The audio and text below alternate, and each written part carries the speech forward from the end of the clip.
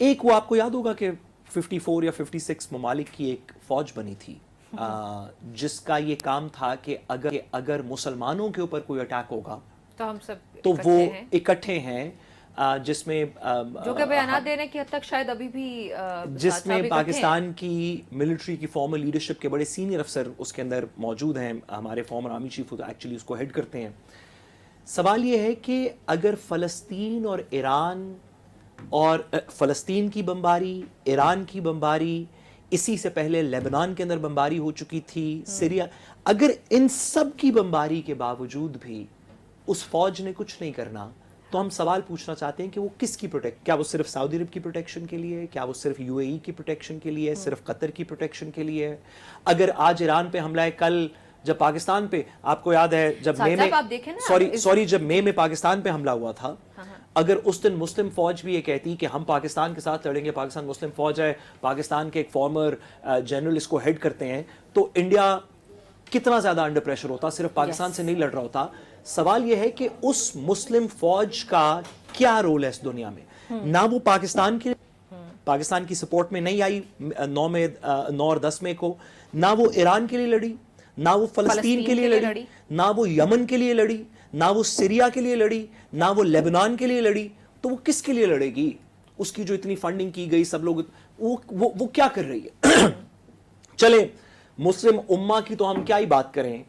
کہ وہ کیا لڑیں گے، جس چیز کو فنڈ اس لیے کیا تھا کہ مسلم بربریت کے خلاف، کہ مسلمانوں پہ اگر بربریت ہوگی تو اس کے خلاف لڑے گی، اس فوج کا کیا کام ہے؟ ہم اس طرح کے کچھ بنیادی سوال پوچھنا چاہتے ہیں۔ ہم یہ پوچھنا چاہتے ہیں کہ ایون پاکستان کی،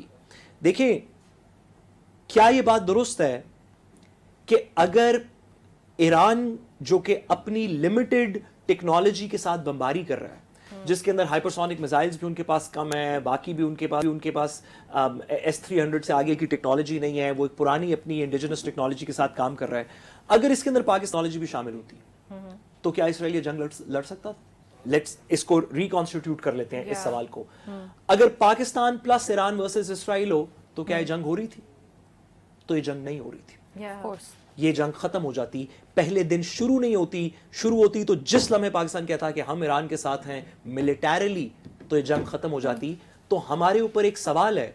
پوچھنے کا کہ ہم نے کیا، نہیں کیا، کیوں کیا، کرنا چاہیے نہیں کرنا چاہیے، اس پہ ایک ڈیبیٹ ہو۔ قطر کے پاس اتنی بڑی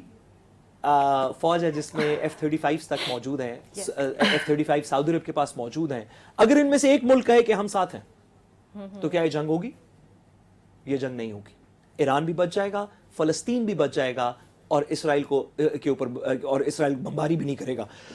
تو سوال یہ ہے کہ وہ تمام لوگ، امریکہ تو کہہ رہا ہے کہ ہم اپنے allies کے ساتھ ہیں،